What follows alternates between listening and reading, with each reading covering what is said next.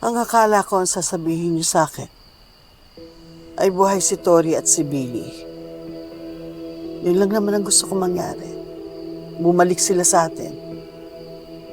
Mahirap kasi magpaniwala, Ma. At baka mamaya pinagloloko lang tayong nagpadala ng mga damit. Bakit nila gagawin yun? Napakasama nila. Ma, huwag kang mag-alala. Malalaman din natin kung sino may gawa nito. At kung nasa kanila man si Billy at si Tori, hindi kami titigil, babawiin natin sila.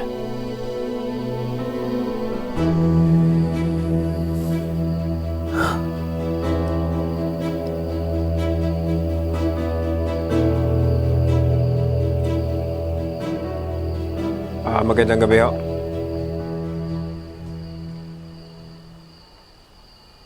Christy, pwede ka bang makausap? Maalis na rin ako. Ma.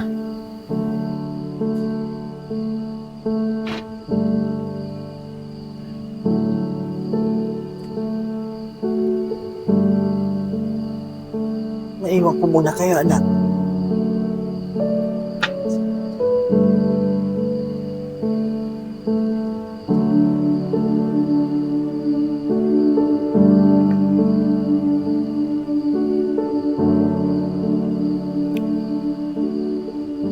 Pumunta ako dito kasi gusto kong humingi sa'yo ng tawad.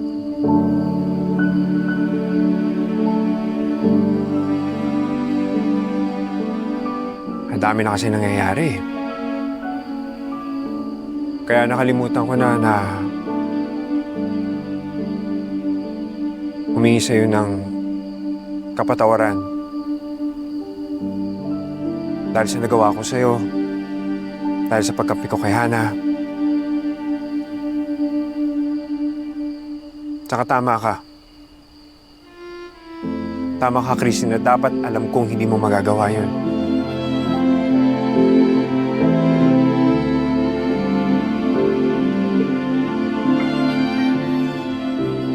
Alam mo, Leon, kalimutan na lang natin yun.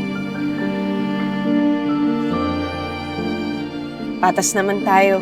Hindi rin naman ako naniwala na hindi si Hana yung may kagagawa ng sunog.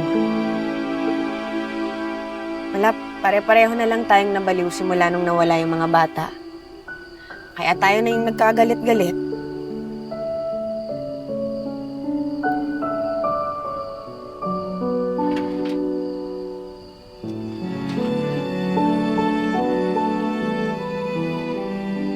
Pero hindi kita dapat inaway at sinigawan.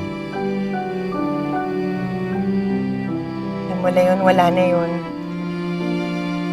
Kalimutan mo na yun kasi pinapatawad na kita. At kung ako din, kung may nasabi ako sa'yo na masakit, sana mapatawad mo rin ako.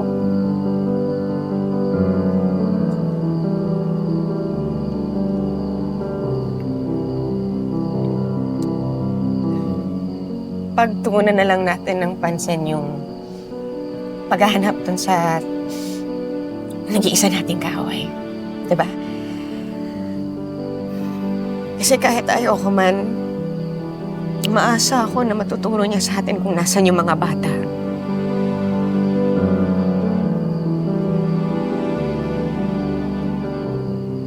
Ako din, Chris. Ako din.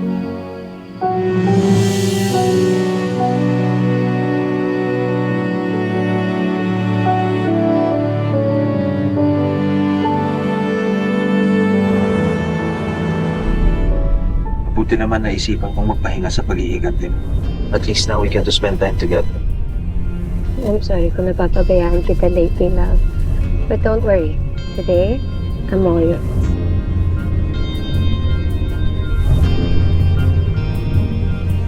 Hello?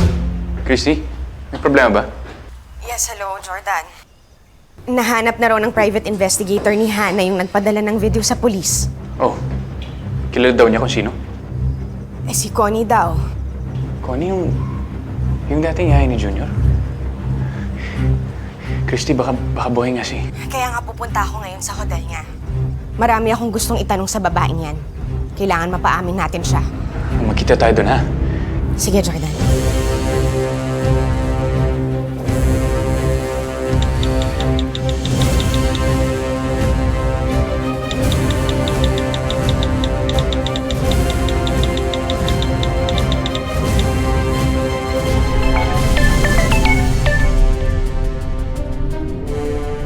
Sino yung nagte-text sa'yo?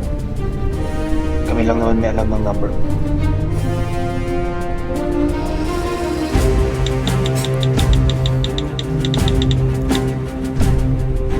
No. Hindi. Hindi, buwisit! Ano nangyari? Kailangan natin pumunta sa hotel. Si Hana, hawak niya si Connie. Danilo, sa hotel tayo, please.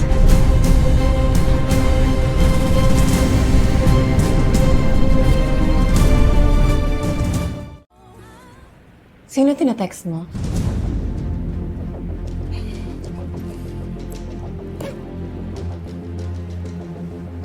Don't worry. Hindi ka nila masasaktan. Pinilit niya nga po kung sumama rito eh. Yes! Kasi kailangan kitang makausap. I have an offer to you.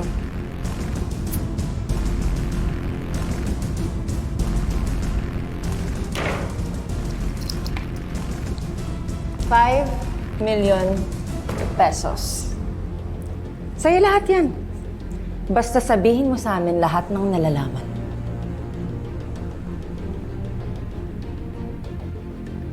Bakit sinend mo sa mga polis yung video ko? May nag-utos ba sa'yo?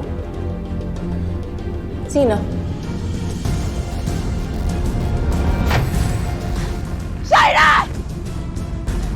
Ma! Shaira! Ma'am Shaira!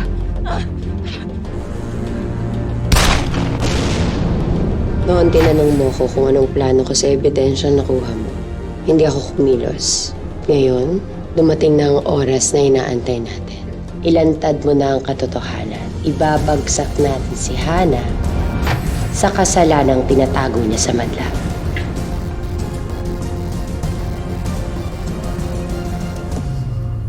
Christy, Jordan, akala ko nandun ka na. inintay kita eh. Halika na. Halika na.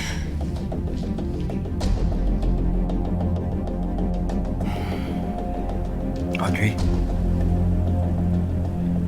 Kailangan makuha na natin si Connie bago pa siya magsalita. I have an idea.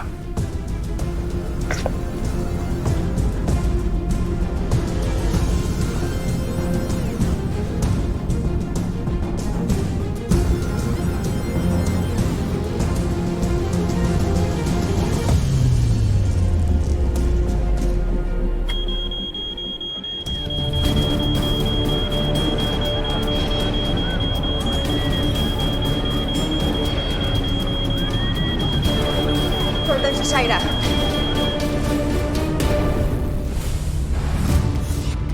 Naaalarma na ang lahat. Jordan, si Shaira. Panic mode din ang mga kontra para hindi masira ang mga plano nila. Wait, where's Connie? Mahuhuli na kaya nila ang nagpasiklab ng kaguluhan. Siya yung nakitang lalaking humila kay Connie sa CCTV. He's the one who's behind everything that's happening to us. Kailangan ko malaman kung sino itong hayop ito at kung anong galit na sa akin.